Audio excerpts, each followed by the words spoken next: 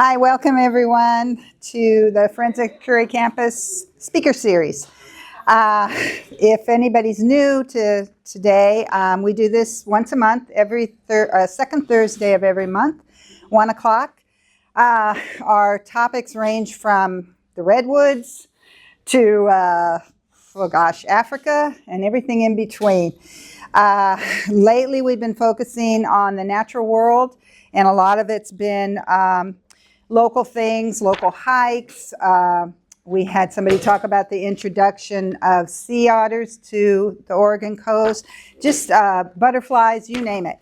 So let me just briefly tell you what's coming up. Next month, August, we don't have anything. September, we're going to have the vice president of the Audubon Society talk about getting birds into our backyards, how to keep them safe from cats and all of that kind of thing, and what to feed them, etc. Then in October, Dennis, wherever he is here, there you are, is going to talk to us about the monarch butterflies. And you might have heard Dennis's talk in the past, but this is going to be an update because there's new technology where they're actually putting tiny, tiny little transmitters on the butterflies. And we will all be able to track them on an app. So that's going to be pretty exciting. So that's going to be a little different. And then in November, that's me. I'm going to be talking about my recent trip to what they call the top end of Australia. It's the tropical rainforest. So in keeping with the theme, I'm going to be focusing on the birds and the butterflies, and then a lot of just the habitat in the rainforest. And then in December, we are going to hopefully have a Christmas music program. So no birds, no butterflies in December. And so today, this is the first of Bill's series that he's put together. It's going to be every Thursday this month. He'll be talking about a different invertebrate. And as you took it off. I was going to say, as you can see, there it is. Okay, so today is going to be snails, clams, octopus, and related creatures. Then July is crabs, beach hoppers, July 16th, beach hoppers, krill, shrimp, barnacles. And the 23rd will be sea stars, sea cucumbers, sea urchins. And the 30th, sponges, anemones, jellyfish, and other weird creatures, which Bill is kind of focusing this whole thing on odd things, weird things. So I think that's everything. You ready to start? I am. All right.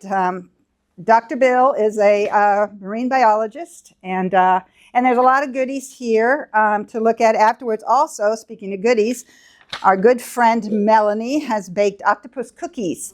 So they're over here, so help yourself to those.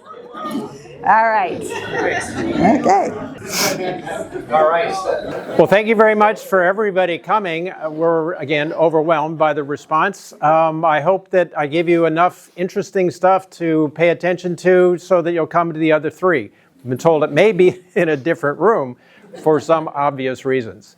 Now, it's interesting because I'm talking about marine invertebrates, and it shows the bias of humans because of the number of described species of animals. It's kind of interesting because about 76,000 species of mammal or of vertebrates are known. That's only 3.5%.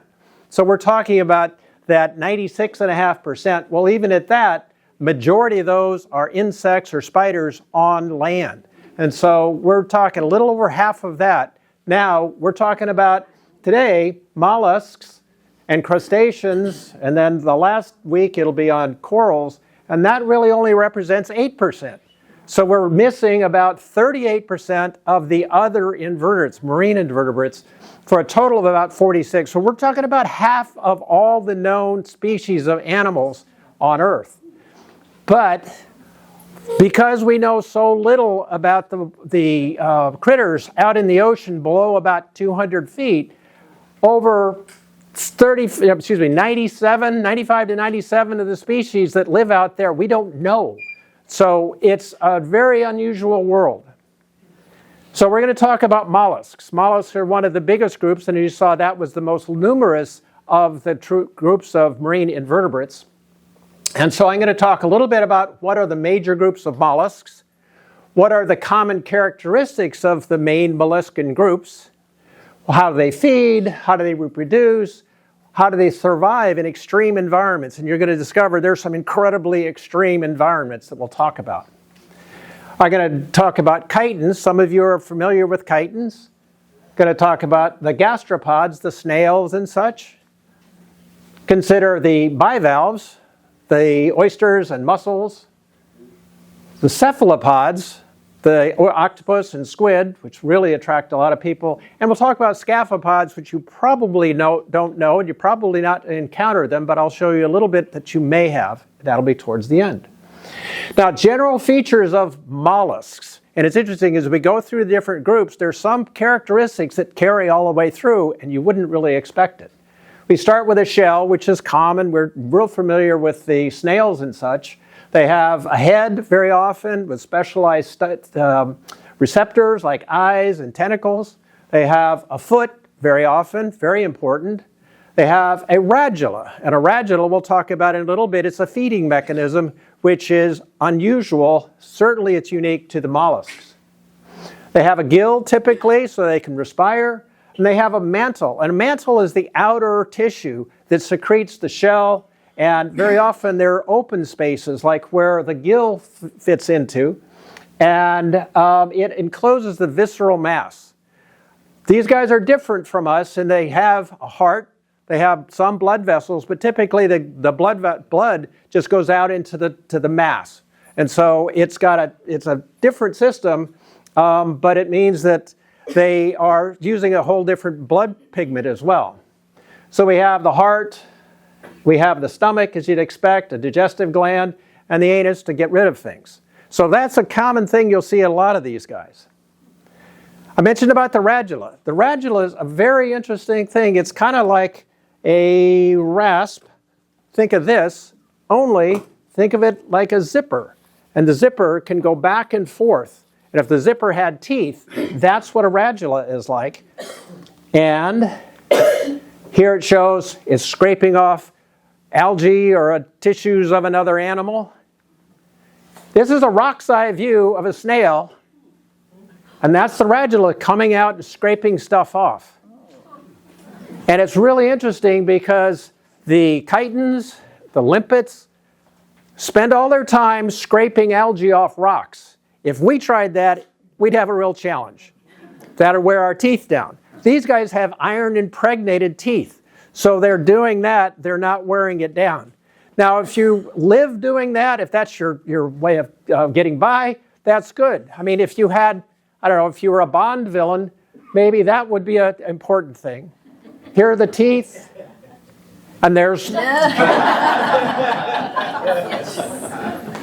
Okay, so the first group I said we're going to talk about was the chitons. They're known as polyplacophora, poly because they're many, plates. They all have 8 plates. And they come in different colors and patterns, often just incredibly beautiful. Some are a little unkempt. They sort of blend in easily, so they're not going to be preyed upon. Others protect themselves by using that mantle, come up over the shells. If you walk around in the intertidal or you go down on the beach, you may have run into this, the gumboot chiton. And you can see, getting out my handy-dandy marine pointer, those are the plates that are covered by its mantle.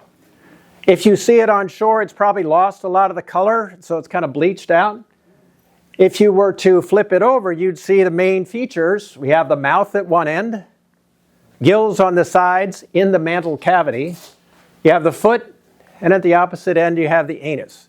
Now, if you took these parts away, you'd end up seeing something like this, which is like this. So you do have those 8 plates under there. Now, if you were to take those away, you could make some pretty stuff. I'm not very artistic, but even I can do that with the help of the shells of a giant kite, a gumboot kite. Now, I said the chitons spend their time eating algae, or they'll scrape off other animals' tissues. These guys are bizarre. They're predatory. They actually they'll pull the front of them off. Here's it from the front side. You can see down here its mouth, and it's sitting there with its head up. Now, we're pretending that that's a little piece of zooplankton or something, and it drops down, and so it's eating it. Way different from what you'd think of for most chitons. All right, moving on. The gastropods. Those are the snails, the abalone, and things like that. There are a lot of different ones in here that you might not be familiar with. What direction are these things coiling? Which side is the opening sit? The right side. Almost all, except for this group over here, will always open to the right. So if you're at some place, at the beach, you want to impress somebody, and you find a snail, say, I bet I can tell which open side of the snail it's open. Unless you get a whelk, in which case you're in trouble. So that's the coil of the shell, and I make a big deal about it because larvae of these gastropods, and a lot of the bivalves as well, have larvae that are called veligers. And the veligers are really cute. You can see the shell, you can see their some foot-like parts that have little structures at the end, little cilia, and move around. Well, they do something really, really weird. We don't know why. Maybe it's to adjust where where the shell sits. But in their development, they undergo this twisting called torsion. And it's completely different from the coiling of the shell. But as they're maturing, they twist 180 degrees. Why? Good question. So basically what happens is they start off like this, and you have the different parts. There's the shell, we see the foot, we see the mouth by the foot, mantle cavity, and all that, and the operculum. And the operculum is just like a little plate that protects them when they pull themselves back into the shell. Now they undergo torsion. What do we have? Well, it looks similar. We still have a foot, only now it's down here as opposed to the front. We have the shell, it's still around there. We have the mouth, again it's towards the front. We have a mantle cavity, but instead of being down there, it's up here. Well, you also, instead of having the anus down there, you have it up here on top of the head, which is a little bit of a difficulty. You still have the operculum to help protect it. So another view of it, a little bit simpler. We start with the head, if we're both orienting that way. Before torsion, you have the gill and the anus at the back. After torsion, you have them over the head. So that was a problem that was solved different ways by different groups. So we're going to look at the different groups of the gastropods, starting with the keyhole limpets, abalone, snails, true limpets, and the shellless gastropods. So there's a whole lot we're going to go through, but they have some unique characteristics, but others that carry all the way through. First I'm going to talk about is the keyhole limpets. And these guys are really interesting because they solve that problem. Instead of having this stuff go back over the head, we'll just push it out through the top. So they're very effective at that. It's fairly primitive, but it's effective. These little rough keyhole limpets are interesting because they have a small worm that tends to live in their mantle cavity, and if something comes to disturb it, the worm will help the keyhole limpet bite off the attacker. It also uses its mantle and comes up over the shell a bit. The other guys, the giant keyhole limpet, are really interesting. They obviously have started to protect the shell even more. These guys have some real importance to us as humans. The blood they have is not like we have hemoglobin, it's called hemocyanin. Rather than iron as its core, it's copper, and so it's blue. Interestingly enough, this specific species has the proteins associated with their hemocyanin that are unique, and they are very, very good at triggering an immune response in human cells. That means they're used for immunotherapy treatments, bladder cancer vaccines, diagnostic tests. Why? Luck of the draw. How do we do that? One of the reasons why it's worthwhile not to lose species, because who knows what new things we can find. The next group, the abalones, and I'll show off my prize. Again, as I told some people, I was walking on the beach, other people around, and that was sitting in front of me, and I went, it's the biggest one I have ever collected, 10¼ inches. So abalone you might be familiar with if you have, well, you're of our age, most people are. It used to be easy enough to go collect them. Up here, north of Monterey, you had to use skin diving. And that's a real challenge. Below Monterey, they could use scuba. I went on a dive boat once down in Southern California and was appalled. There were about 30, 35 people on the boat. Everybody came back with their limit of 5 abalone, even the ones that could barely get in the water. Not surprisingly, they wiped out the abalone down there. A variety of other reasons why there were no abalones available, at least not for harvest. They come in a variety of different colors and sizes, although it's really interesting, as you can tell, these guys have a mother of pearl inside the shell. Moving on to the true limpets. What's the true versus the keyhole limpets? That's what the taxonomists like to argue about. True limpet, it looks like a other limpet, but just not a hole in the top. But it sort of evolutionarily, it means that they've solved the problems in a different way, sort of move stuff around. Now, these guys are fairly high up in the intertidal. If you go out to the rocks, probably right now, irrespective of what the tide is, you'll see a bunch of them clustered together. Again, these guys have the iron reinforced teeth because they're going around scraping on the rocks. They also have a homing sort of thing. They keep coming back to the same scar because after a while, if they keep coming back to the same scar, they rub it down and they get an almost perfect seal against the rock. So it's very interesting how they deal with the being exposed at the surface or up on the rocks.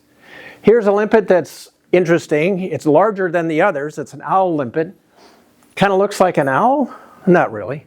How it came up, who knows? What's interesting is these guys are what's called protandic hermaphrodites, which means that as they start off as males, and then the larger one becomes a female. When the larger one dies, the biggest of the remaining male becomes a female. And in this particular case, she's carrying the males around with her. This is interesting too because it defends its territory. So if somebody else, another limpet comes in there, this girl, will go and scoot it out, knock it off, and protect its area. So it's really interesting behavior to keep it there. If you go higher in the intertidal, you have the periwinkles. And these guys are marine snails. I picked up a few of my friends here. These are alive. I picked them up last night. It's not a big deal because they were out of the water. If they were out there, they'd still not be in the water. And I will return them there. They are very well adapted to be out of the water. In fact, if I were to take those guys, dump them in the water and not let them come out, they would drown. So they are very well adapted, but means they have to stay where they are. Another snail that's a little bit farther down in the intertidal is this black turban snail. See if I've got a little guy like this, very, very common. And they also scoot around and eat the microalgae in there. Another one a little farther down is a dogwinkle. Dogwinkles are interesting. They're predators. And they have the radula. And what they will do is they will jump onto, as you can see over here, maybe some mussels or some barnacles or turban snails. And they will use their radula and scrape out a little hole. And the little hole is very precise. It has some digestive juices that will make the gel dissolve a little bit. Once it's got a 1 millimeter perfectly round hole, it then puts its proboscis in. Proboscis is an extension of that radula. And then it secretes digestive juices, basically has a milkshake for lunch. Not the best way to go. Now to the deep sea. These guys take taking the iron to a new level, and that in the deep sea, as I'll talk in a minute, they don't have any of the normal food because there's no sunlight down there. There's no plants except occasionally stuff that drifts down there. But on these hydrothermal vents, they spew out a lot of hydrogen cyanide and other materials. These guys, on the one hand, don't really feed a whole lot because they take bacteria, put them in their tissues, and let the bacteria take the hydrogen cyanide and do like plants do here and make sugars. They live on that. When they're in places where they have a lot of iron, they take that iron and put it in the outer tissues, giving them chainmail. So when a crab comes and tries to eat them, it's crunching against iron plates. So it's like, okay. And I should say that to get a sense of how weird it is down there, how deep it is, there's like 2 miles down. To give you a sense of the pressure that's there, you've seen those car crushers, you know, the big things, they stick a car and crush it down. Twice as much pressure per square inch there than in those car crushers. So your tissues are different. All the things are weird. Going on to less weird ones, there are conchs. This is a Florida horse conch, and that's a very active predator. It's about 2 feet long maximum, and it will go onto other animals, smother it, and have a digestive juice that paralyzes it and consumes it that way. It's a pretty nasty guy. A tiger sand conch, a lot smaller, and it's interesting, these guys have independent eyes, kind of looking around. So if you're ever snorkeling and you think somebody's watching you, they are. These guys, rather than eating other animals, eat algae. And so they use a proboscis sticking around through the sand in crevices other things can't get to the algae. So it's very effective at how it does things. Now here's a queen conch, and here is a queen conch. They get to be really good size for a variety of reasons, not the least of which people like those shells and they taste good, not the shells, the animals. They are, they're protected.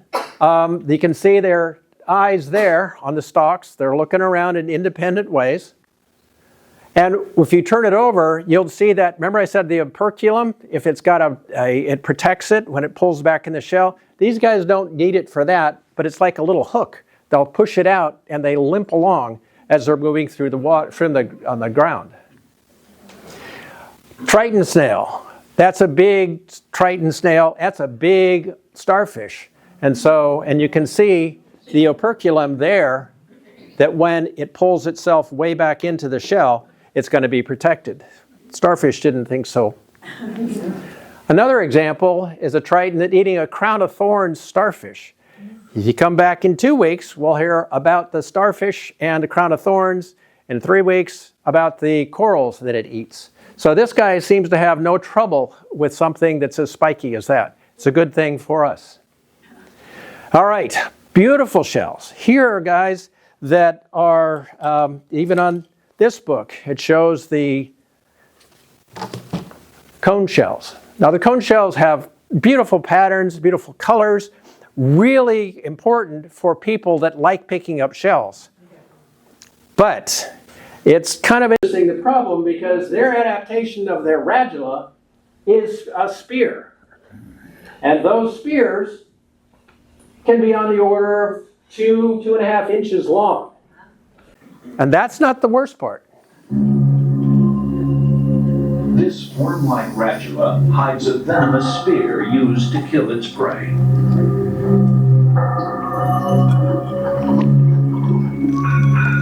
The cone shell is an excellent marksman.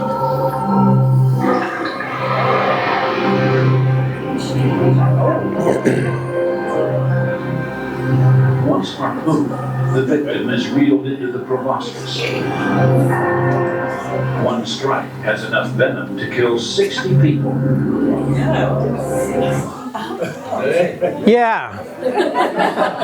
So think about it this: you're out snorkeling on the beautiful clear beach in the Caribbean, or excuse me, in the Indo-Pacific. It's not in the Caribbean. and you find it. You didn't bring a bag or anything, so you put it in your bathing suit or you put it in a glove. If you do, I pretty much guarantee you will never make it back to the shore because it happens instantly. I mean, you saw how fast it affected the fish. So that's one of the things that if you are diving in places or snorkeling in places, even snorkeling shallow water, be sure you know what critters are around there and why.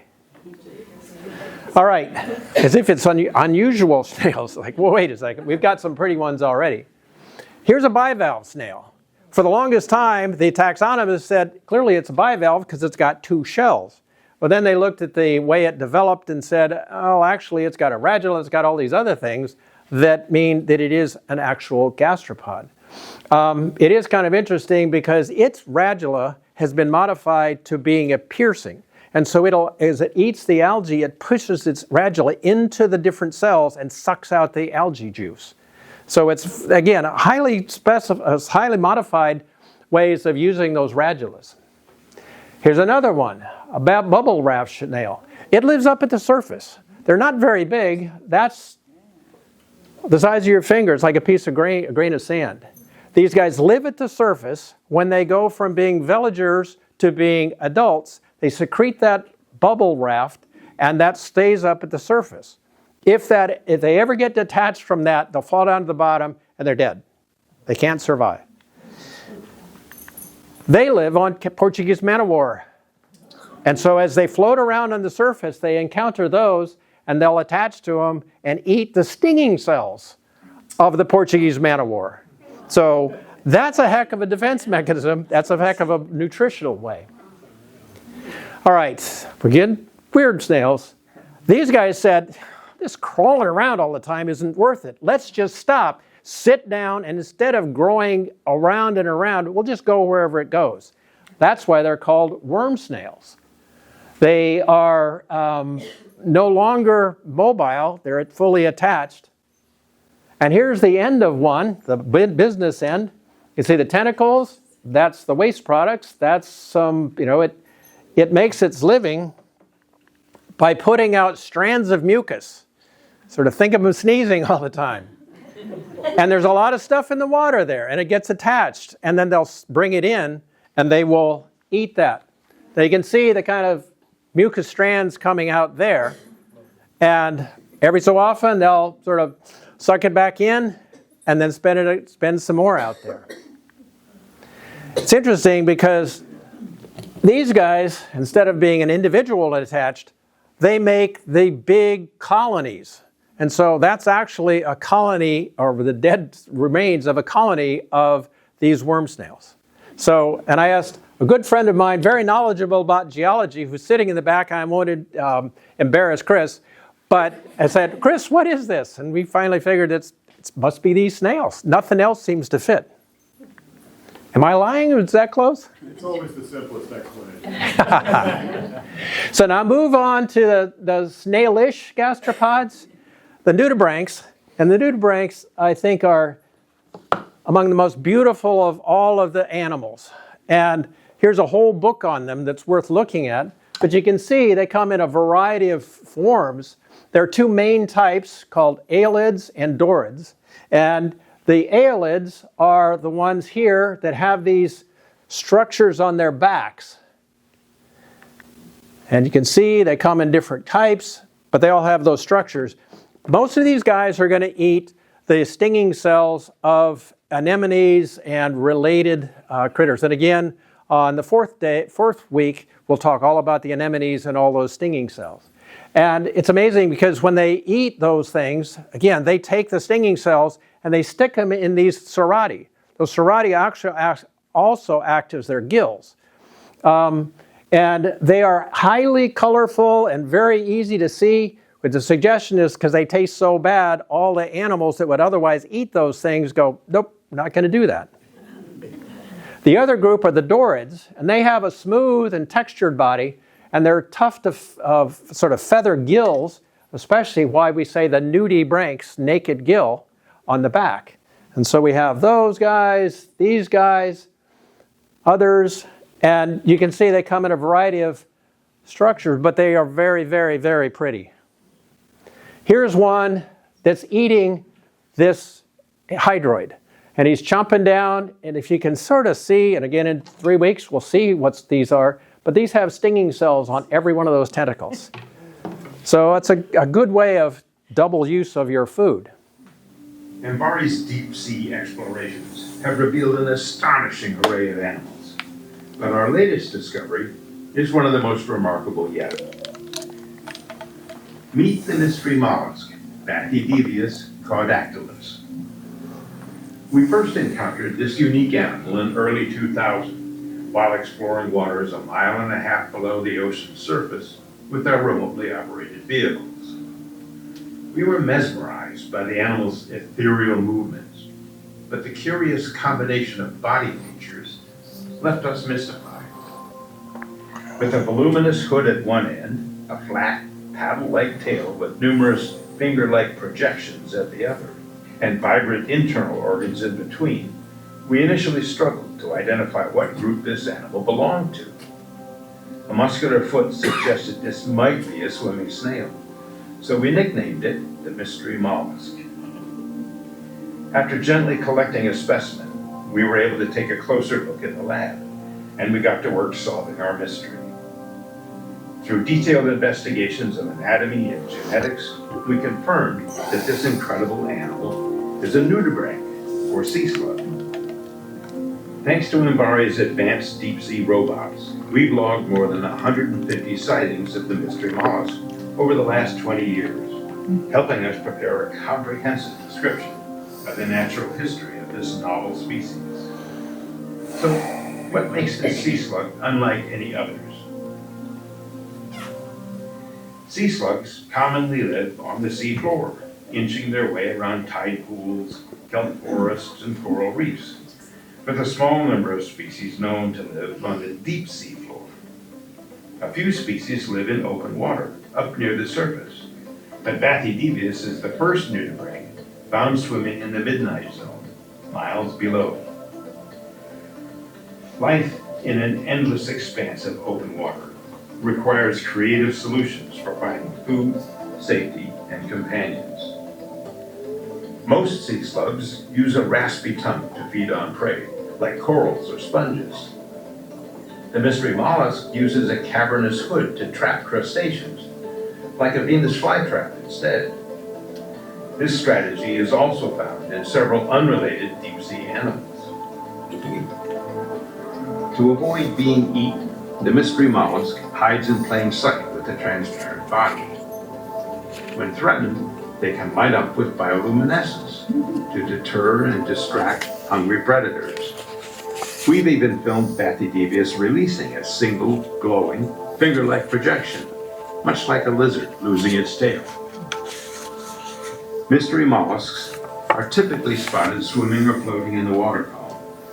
However, we also observed several spawning individuals attached to the muddy seafloor with their muscular foot. Over the past 37 years of observations, MBARI technology has helped to uncover more than 250 species that are new to science. We're working to document deep-sea biodiversity to help us understand how threats like climate change, pollution, and mining will affect deep-sea ecosystems. The deep sea is closer than you think. Human actions affect habitats and animals deep underwater, many that we have yet to explore or discover. The future of the mystery mollusk and other deep-sea animals is in our hands. This is Bruce Robeson from MBARI. And let me add sort of an aside personal note. MBARI is the Monterey Bay Aquarium Research Institute. And MBARI came from the Monterey Bay Aquarium.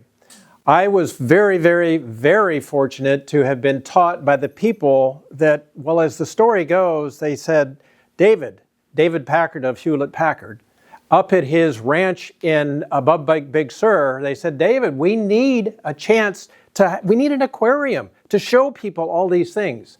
When I was doing invertebrate zoology, we always had live animals. It was always a matter of seeing things moved around, not stuff in jars, nothing like that. And so the enthusiasm, the excitement that went into making Monterey Bay Aquarium, which is this gold standard of aquaria in the world, And the offshoot from that, the marine research part, a lot of it was the engineering of David Packard and others like that that allow us to get these sorts of things. I'm amazed when he said 38 years ago, and I'm going, wow, maybe so. But it's that sort of enthusiasm and interest in the environment and seeing these crazy things that makes us all really passionate about it. So, now a couple of other interesting nudibranchs. These guys are unusual in that, I mentioned the ones that'll eat, there's some of the hydroids it's eating, getting the singing cells, but they also eat algae.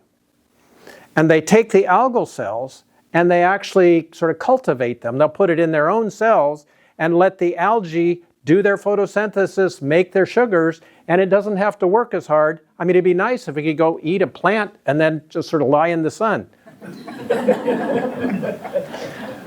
Another dragon of sorts is interesting.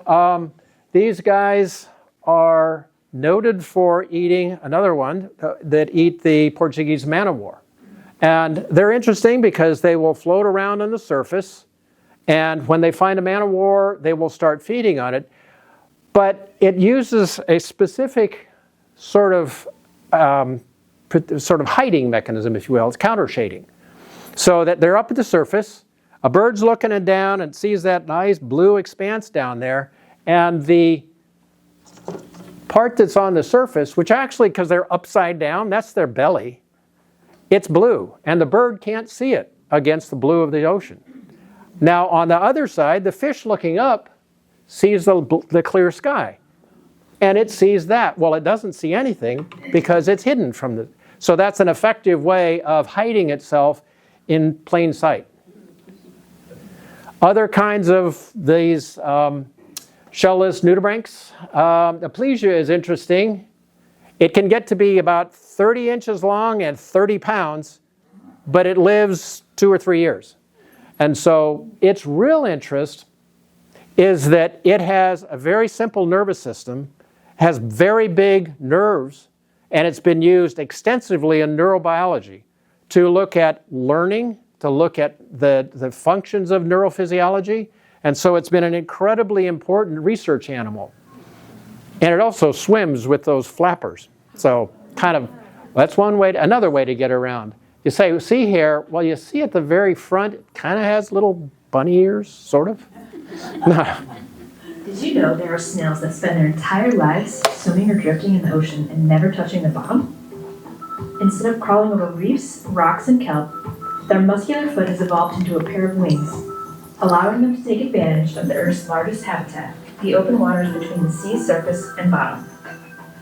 Pteropoda, the Latin name for these snails, means wing foot. They are planktonic animals, so they are carried along by ocean currents. The pteropods are a widespread and diverse group and play an important role in the oceanic food web. There are 2 distinct types of pteropods: those with thin, lightweight shells and those that have completely lost their shells. The shelled pteropods produce a net of sticky mucus to trap marine snow, material made of dead plant and animal remains, fecal matter, sand, and dust that falls from shallower water. These particles are constantly sneaking through the water column, and there is still plenty of nutritious material contained in them. The ability to passively collect your next meal in a drifting net is a great energy-saving adaptation to living in the open ocean. On the other hand, the pteropods without shells are all carnivorous, and as far as we know, feed solely upon shelled pteropods. They have sets of curved hooks and suckers, or sticky tentacles, that are tucked inside the head when they are not actively feeding. When they contact a shelled pteropod, these feeding structures come out to grasp and pull the prey out of its shell. We do not yet know how these pteropods locate their prey, though given that they don't have eyes, they likely use something akin to a sense of smell, or they swim around until they happen to bump into their favorite snack. Pteropod shells are made of calcium carbonate, the same material many marine organisms secrete to form shells, such as clams, or hard supportive skeletons, like corals. There are different ways to produce a calcium carbonate shell, and unfortunately for pteropods, their shells are very sensitive to changes in ocean chemistry. As the acidity of the ocean increases, the fragile pteropod shells are vulnerable to dissolving, challenging the health and growth of these species.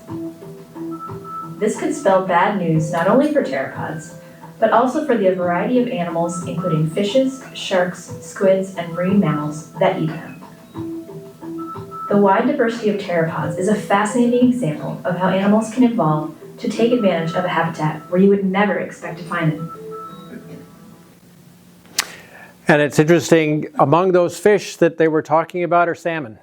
And some of our best, most interesting fish that are coming in are at risk of losing their food if the acidification of the ocean, which comes specifically and only from carbon dioxide going into the ocean and becoming carbonic acid, which changes it, which can have massive implications. Okay, shifting over to bivalves. The bivalves are, you're probably familiar with that.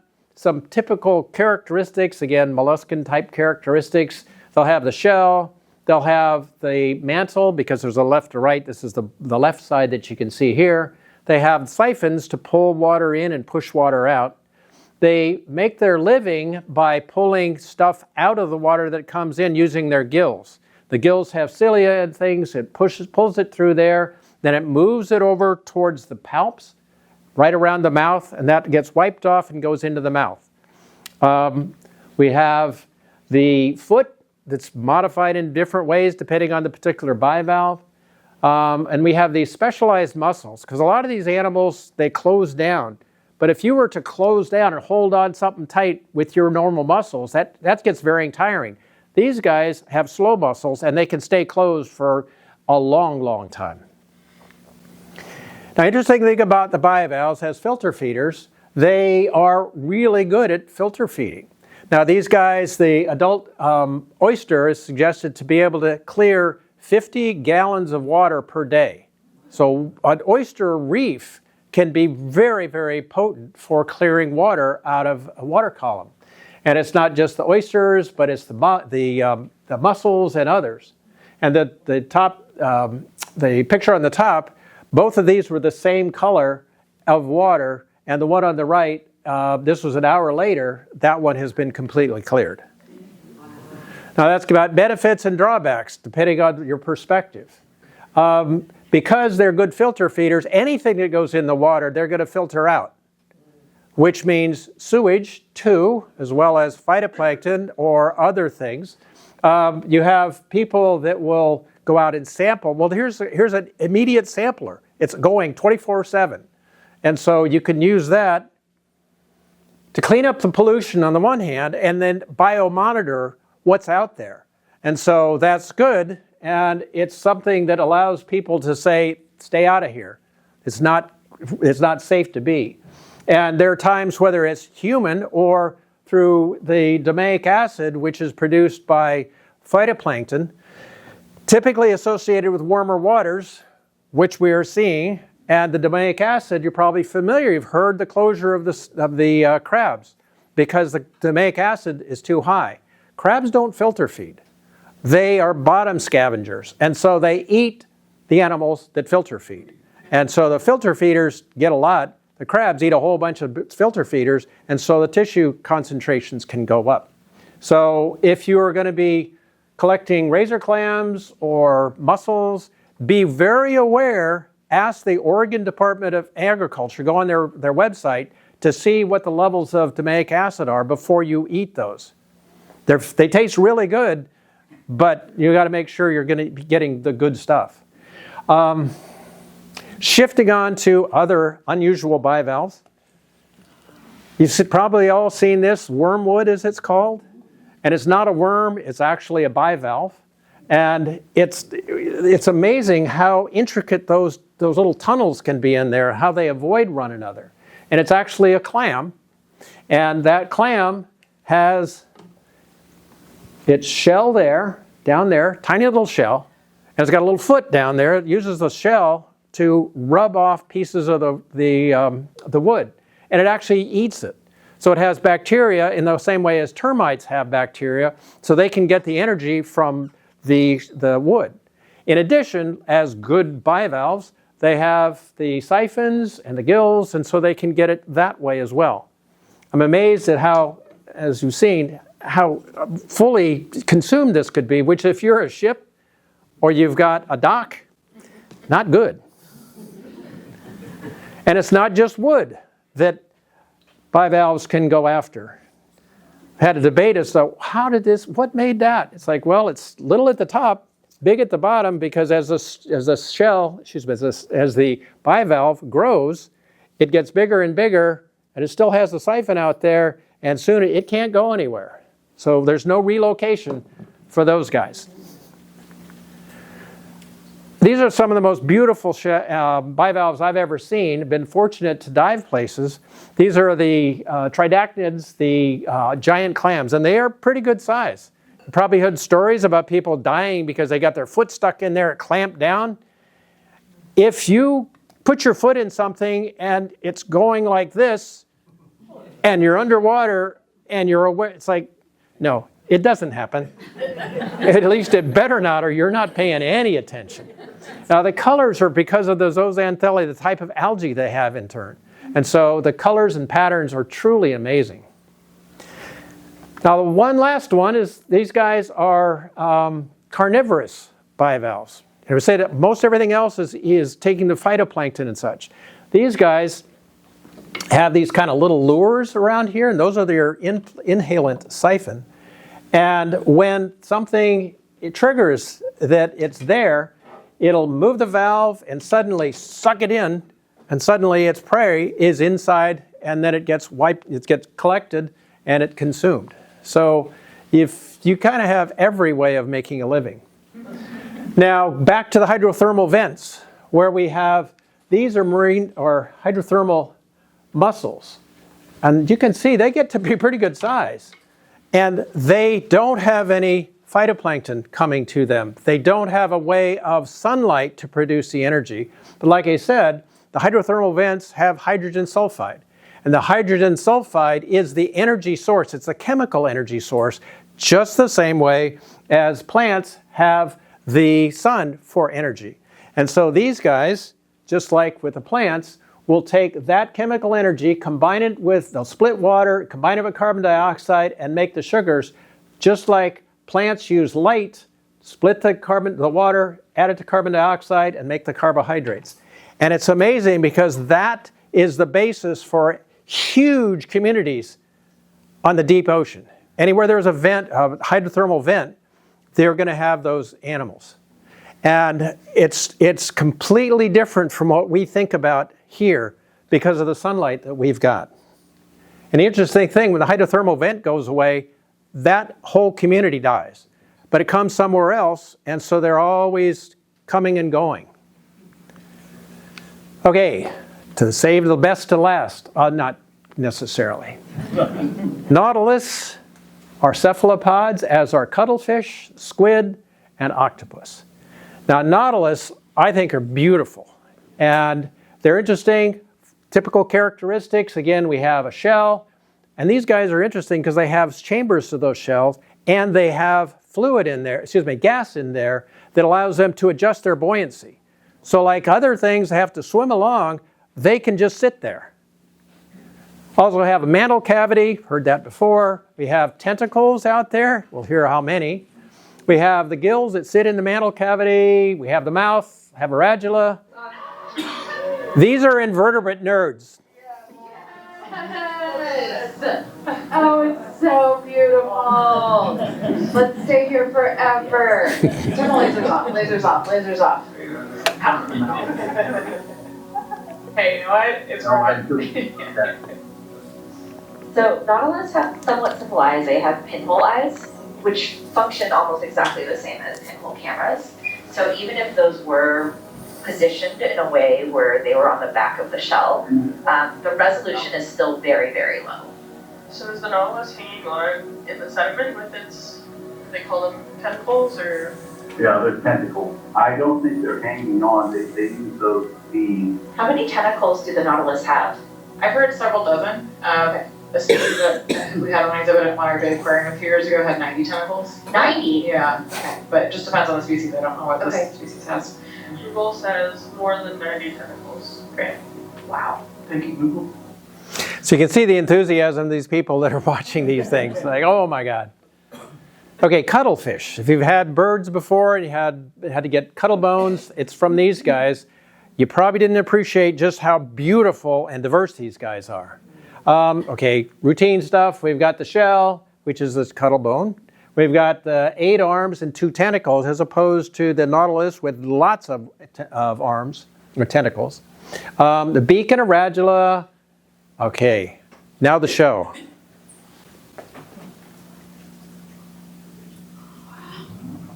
And notice how fast some of those colors can change. Like these guys.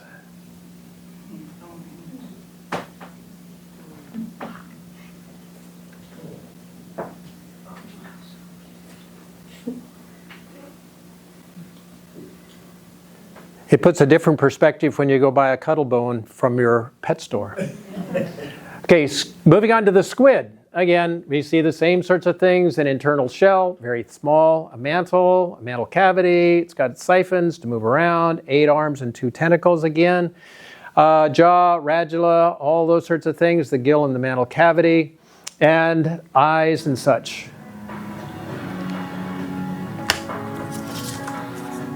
These guys are Humboldt squid. Humboldt squid are the biggest squid taken for commercial use. They can be like 5 feet long, and apparently they are aggressive towards humans. So if you're going to go out fishing for them, you might have an interesting challenge, and you may, especially if you get one on shore, get on your boat. Oh, get back to here. There we go. The swordtail squid is interesting. When it's young, it has these things drop down which look like siphonophores. Doesn't mean anything till you come to the last lecture. They're stinging cells from a kind of jellyfish. Apparently, that keeps these guys from being eaten. As they get older, they use similar sorts of things as lures. So they'll lure in things with bioluminescence, and they'll try to eat it, they'll zap them, and they're able to eat that way. Now here's the cockatoo squid, which looks so cute and is pretty almost transparent. And it's kind of weird because those are its tentacles sitting up high. It's like, wait a minute, that's backwards. That's something special. Those things can get 8 feet long in the body and 15 feet long total. So they're not something that small. And they look real cute, but I don't think I'd want to see one in person. There's an octopus squid. Okay, misnamed. It's still a squid. When it's young, it has the extra 2 arms, tentacles, and then it loses those, and that's why they thought, first off, it was an octopus. It's interesting because their defense is detaching tips of their arms if they are attacked. And so they can roll them back easily enough, so it's one way of getting around. And the piglet squid. It's upside down. Its tentacles are sitting up, but I mean, there's no water, no worrying about gravity. Its front, that's its snout, that's its siphon. And I love this thing. I don't know, I've watched this many times, and it looks fake, but it does seem very, very well named. All right, my favorite, and many of others as well, octopus. Now the octopus, we'll quick go through what are the characteristics. Typical molluscan, 8 arms, a brain, which is the smartest animal in the ocean, including humans at times. The siphon with a beak like that. They also have, so there's the beak, they also have poison glands. And so there are octopuses in the Pacific, the Indo-Pacific, the blue ring octopus, which are noted for having incredibly potent poison. So that if you are really attracted, you pick it up, kind of like the cone shell, you will not get back because it will bite you and you will not be able to survive. So Mother Nature is pretty protective. We have the ink sac, so it can get away, a little bit of a shell. This is a picture from one of the octopuses that washed up on shore here. That's a quarter. So you realize that that's much bigger than a quarter, more like an old silver dollar. And there are hundreds of those on the animals.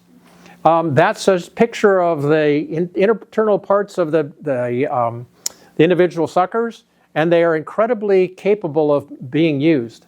Their eyes are amazing. We have 3 pigments for our eyes. They have 1. And yet, they're able to do incredible stuff. Watch how fast they change colors, texture, and they only have 1 type of eye, or eye pigment.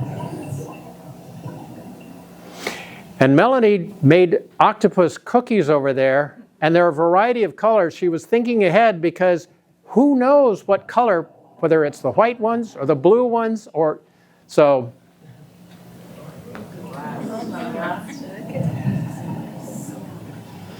And it's clear that this octopus was playing with that photographer, because if it didn't want to be there, it would be gone fast. No photographer is going to catch up to that. And that's when you interact with these guys, you realize that we're on a close to the same level in some ways.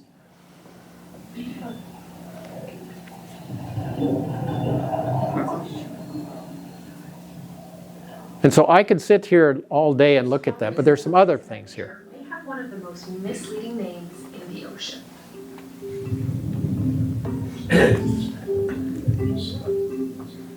Meet the vampire squid, Vampiroteuthis infernalis. Despite the name, the vampire squid is neither a vampire nor a squid, but the last surviving member of an ancient group of cephalopods.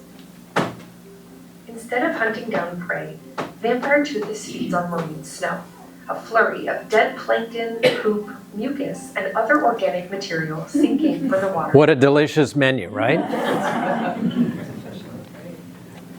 But it's only 12 inches long. Vampiroteuthis uses 2 long, thin, sticky filaments to collect bits of snow. Once their filaments are loaded with food, they pull them through their webbed arms. Then soft finger-like cirri transfer food to their mouth. Vampire squid thrive in the oxygen minimum zone, where oxygen levels are only a fraction of those near the surface.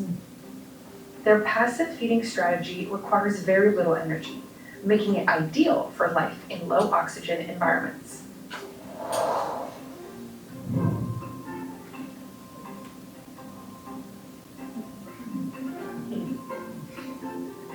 Relatively few predators can hunt here, but the vampire squid still has some remarkable adaptations for protection. Their dark red color keeps Vampiroteuthis camouflaged in twilight waters, where red light cannot reach. When threatened, vampire squid turn their cloak of webbed arms inside out, changing their appearance to confuse predators. If danger remains, the tips of their 8 arms glow blue, another form of visual trickery. With the help of deep diving robots, MBARI scientists are answering fundamental questions about how this living fossil feeds, moves, and survives. Our work is revealing the complex web of connections between the surface and the deep sea. Deep sea scavengers, like the vampire squid, help transport carbon to the abyssal sea floor, playing an important role in maintaining ocean health and buffering our planet from climate change.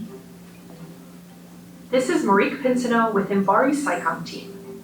Follow MBARI on YouTube to learn more about the amazing animals of the deep.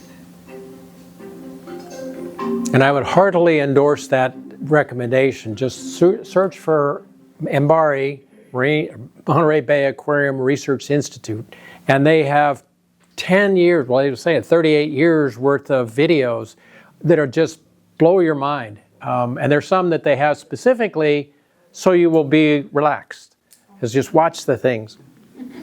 Okay, I mentioned that we will talk about the last one, scaphalopods, very quickly, tusk shells. You're not going to find them very often. They live in the mud, but they have the traditional molluscan characteristics, a shell, a foot, a mantle, the digestive glands, an anus and a mouth and a radula and a gonads. And what they do is they use these things at the bottom called captacula, and they push it out through the sand, pick up stuff down there, bring it back to the mouth, And that's what they do. If you think your life is boring as here, no. But you might have seen them in some really nice jewelry. And so those are, I think the first time we saw them was down in Crescent City at the, what was the name of the restaurant? The Seaquake, other one. And so put to good use, those things are really nice. All right, in summary, close. Chitons, 8 plates and iron teeth. Gastropods, limpets, they're homebodies. They're grazers with iron teeth. Snails have coiled shells and torsion. They have all sorts of feeding modes. There's the nudibranchs, the 2 different kinds. They're very brightly colored, bad tasting, telling fish, don't eat us, you're not going to like it. And they have the stinging cells. Then the pteropods, they're shelled and unshelled, and they're susceptible to ocean acidification. It's kind of the canary in the coal mine that we need to be concerned about. Bivalves, filter feeders, pollution indicators. I didn't mention it, but they also make pearls.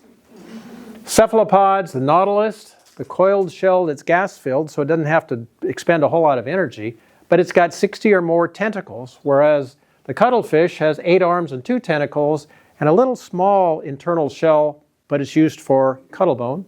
Squids, the 8 arms and the 2 tentacles with a variety of different types. And then the octopus, where they're 8 arms only, and they're a master of disguise, and they are far and away the smartest invertebrate, probably the smartest animal out there in the ocean. And with that, I want to thank you. And don't forget, Melanie has made some outstanding cookies there.